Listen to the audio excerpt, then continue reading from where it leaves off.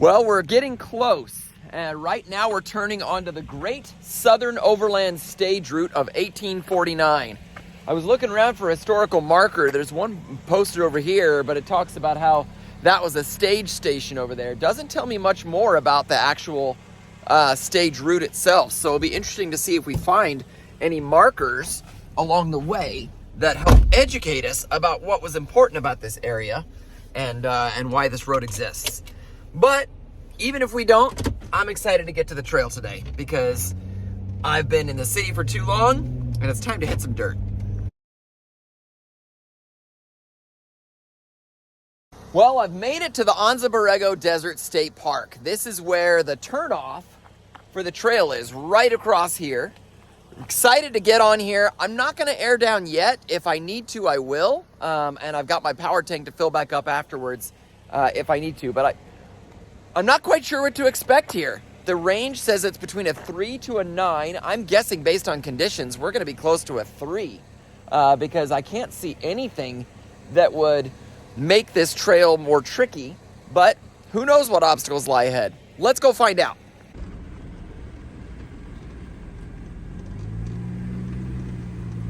Once again, I'm using OnX Off-Road to ensure that I am on the right place at the right time. And here's our first obstacle. A mud puddle. I hope we can make it through okay.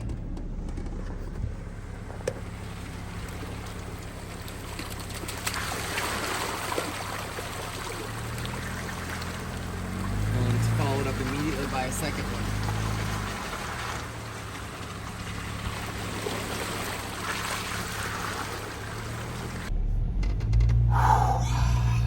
That was close.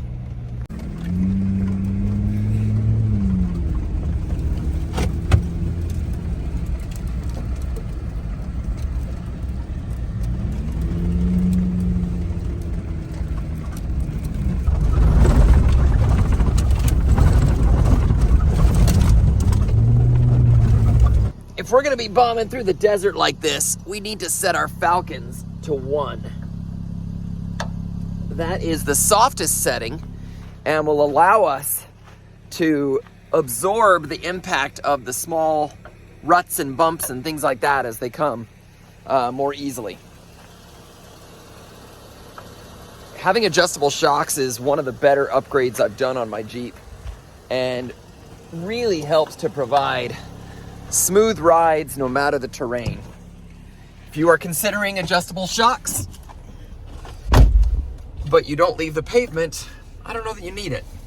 If you plan on leaving the pavement regularly in a variety of terrains, whether it's rocks or sand or dirt or mud, and then back on highway again, you need a set of adjustable shocks. And for my money, there's nothing better than the Falcon 3.3s.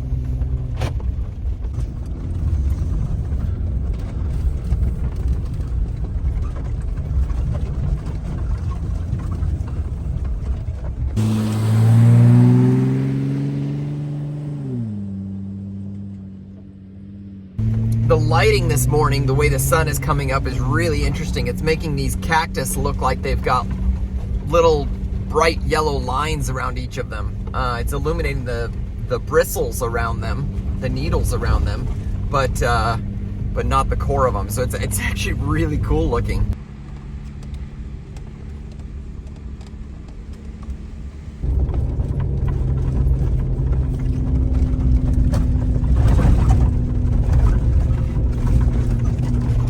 So far, I've got this place completely to myself. I mean, I guess it's a Wednesday, right? So I don't know how many people are all off-roading on a 3 to 9 rated trail. It really makes me wonder what makes this trail a 9, because so far it's just a bunch of sand. There must be something more challenging up ahead. There's a bunny.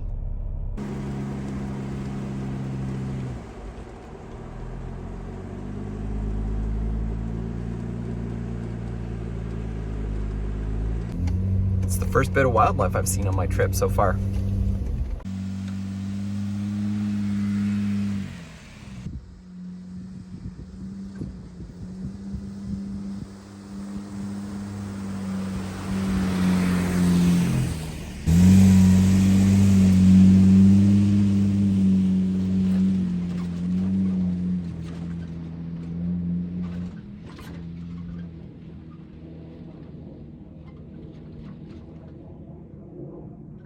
So I came around the corner, and I can't be certain, but as I go up here, it looks like the trail leads all the way up that mountain up there. Which makes me wonder if this is called Pinyon Mountain Trail because one of those is Pinyon Mountain, and I'm gonna end up on the top of it. That'd be pretty cool. The question is it this mountain to the right, or is it the one to the left? Uh-oh. The trail goes in two different directions. When you're not sure, consult OnX Off-Road. Look at this. It looks like the spot to the right is just a little spur, and it's in probably a camp spot. And the way to the left is the way to go. We should probably go take a look and just see if that is an awesome camp spot, though, don't you think? I mean, it never hurts to look. Unless you fall off a cliff, then it hurts to look.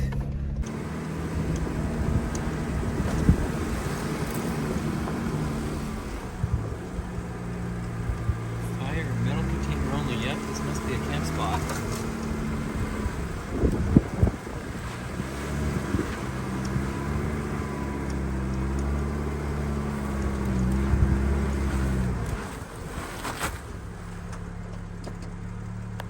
Not terribly level, but not bad either.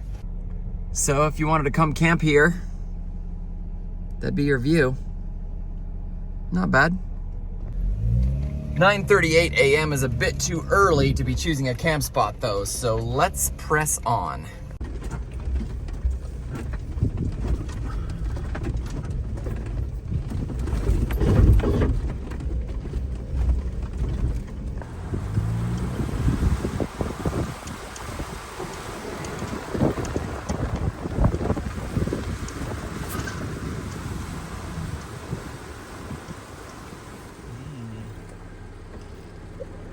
Arrow says we're supposed to go to the right.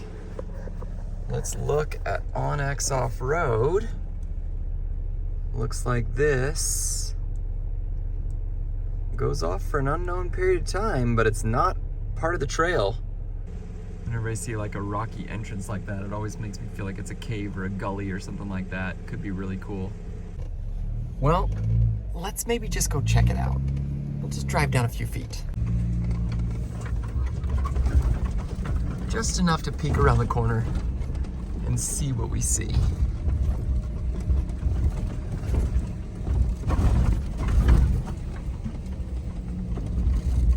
Looks like this is really just another camp spot. Well, it does kind of keep going. Curiosity's always gotten the best of me, so I just always want to know what's around that bend, because who knows? Maybe you'll find something amazing, you know? Looks like I'm not the first person to have explored this. And I see bike tires.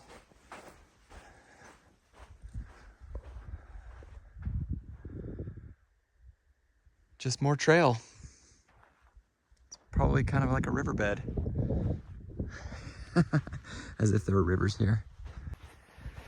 Well, knowing is better than not knowing, because if I hadn't known what it was, I would have been just dying of curiosity the whole time. So now that I know, I can continue on.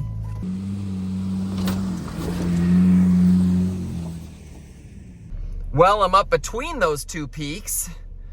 That one over there doesn't look like there's any way to get to the top of that. And this one over here, which according to OnX Off-Road is called Whale Peak, there is a road. So I wonder if that takes us to the peak. Let's go check it out. Went to the end of that trail. It does not go to the top of Whale Mountain. It's just a little campsite back in the back there. Good enough for probably 3 or 4 vehicles. But beautiful little canyon, just not very long.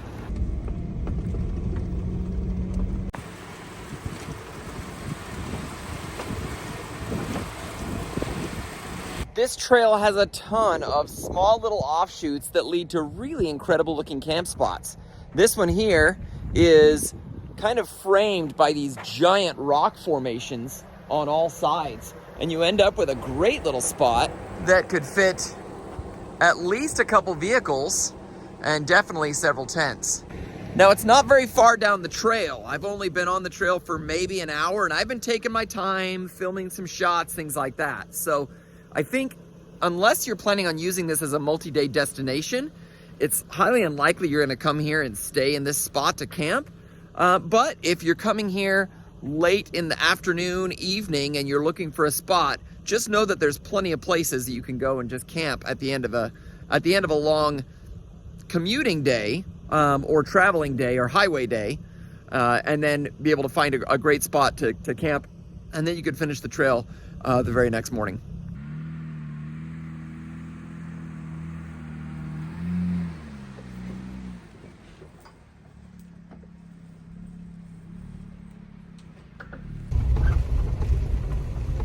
This is a pretty cool trail.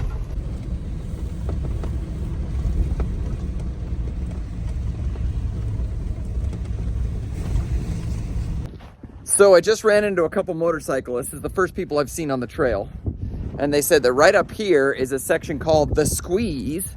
And right after that is a drop off they said was so hairy and so big that if you go off it, there's no way to come back. And then if you do that, you're stuck basically going really far south all the way to Ocotillo, I think they said. I'd have to look at a map to see what that even means. So I thought we'd go hike down here and go look and see what the Squeeze looks like. Go see what, how deep this drop off is and, make a judgment. This must be the Squeeze. I can see people calling this the Squeeze. We've been through things equally narrow, although that is some serious rocks there. To try and do that without damage and without a spotter could be challenging. I feel 100% confident I could do it. But doing it without a spotter, without someone looking and saying, okay, left, right, whatever, that could be a challenge.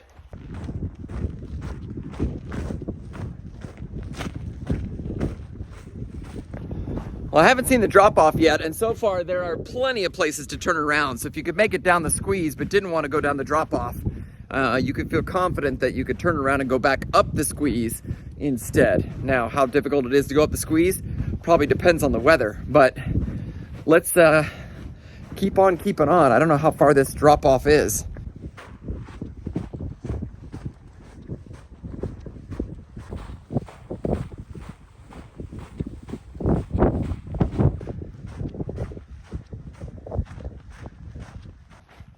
I've been hiking for like a quarter of a mile and I still don't see a drop off. I keep expecting to go around the bend and find a giant drop, but so far nothing. I know it only seems like moments to you guys, but it's because I didn't want to bore you with 20 minutes of walking in the desert footage. I still don't see a drop off. I'm heading back. I'm gonna go look and see if the Squeeze looks like too much to tackle. Pretty rocky. Pretty narrow. You can see why they call it the Squeeze. I almost want to get a tape measure out and see if it's too narrow for my Jeep. And with that high side there, you can see how it's kind of dark here. This clearly says there have been some tires coming along here and rubbing. You couldn't get your tire up on that. You'd go too far this way. You could black tire rubbing there too. So it's that's a tricky spot. And to do that without a qualified, experienced spotter, if I had cell service, it'd be different, but I got no cell service either. With no cell service, with no qualified spotter, safer to save this for another day. And I know most of my buddies have been wanting to, get this badge, so we'll bring them down and then we can all do it together.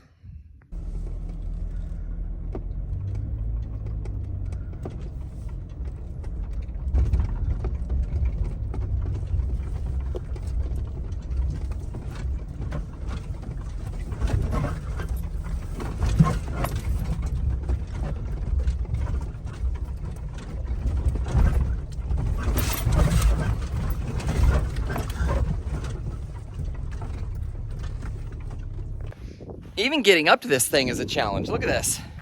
There's some serious boulders just right here in our way. So I wanted to pace off the Jeep here. 1, 2, 3, 4, 5, 6, 7. So 7. And now let's go do the same thing over here as best we can.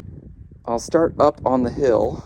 2, 3, 4, 5, 6, 7. Right there. Which explains why it's black on that side and black on that side. You're gonna be rubbing your tires on either side of that.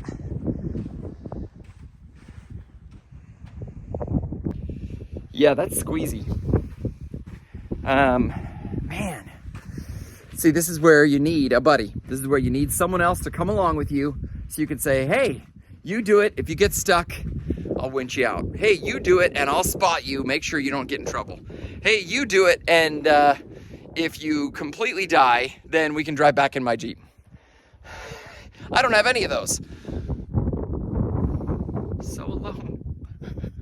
I'm gonna come back here with some friends. We'll try it again sometime. Squeeze is pretty cool. If you have done the squeeze on this trail, please, of course, give me a like, but also put in the comments what it was like and was it as difficult as maybe what my brain is making it out to be.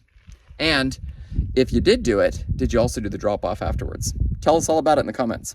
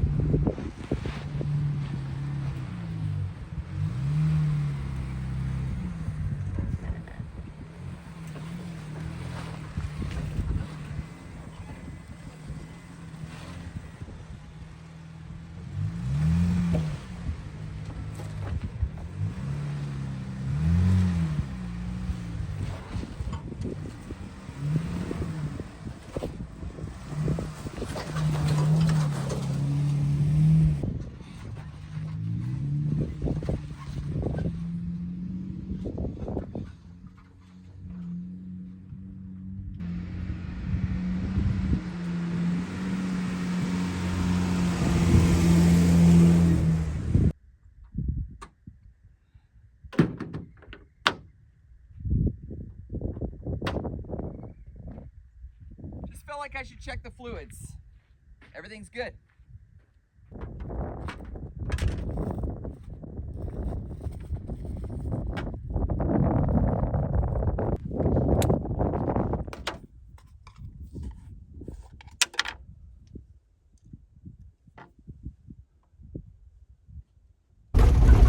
Well, the only way to go out is the way we came. So I'm turned around and I'm headed back.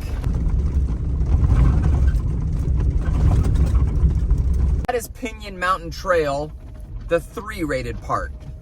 If you want to do the part that's rated up to a 9, you've got to go through the squeeze and do the drop off. That's the difference between them. So when you're looking at the Badge of Honor app and you're not sure what the rating means, that's my interpretation. Thanks for watching. Give me a thumbs up if you enjoyed the trail, and don't forget to like, or that is thumbs up, sorry. Don't forget to subscribe. It really does help the channel out. And ring the little bell so you can be notified when we post new videos. Thanks for watching 1111 Overland. I'm Jeremy. See you later.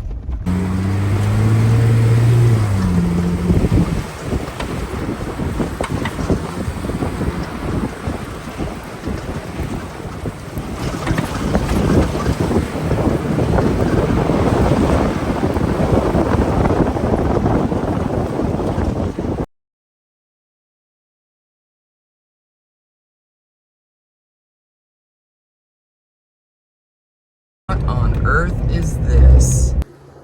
This is absolutely bizarre. I've never seen a palm tree forest like this. There could be anything back there. Well, the sun is already set behind those mountains. And I don't have a place to sleep tonight. This is quite the desolate place. I feel like I'm on the surface of the moon or Mars.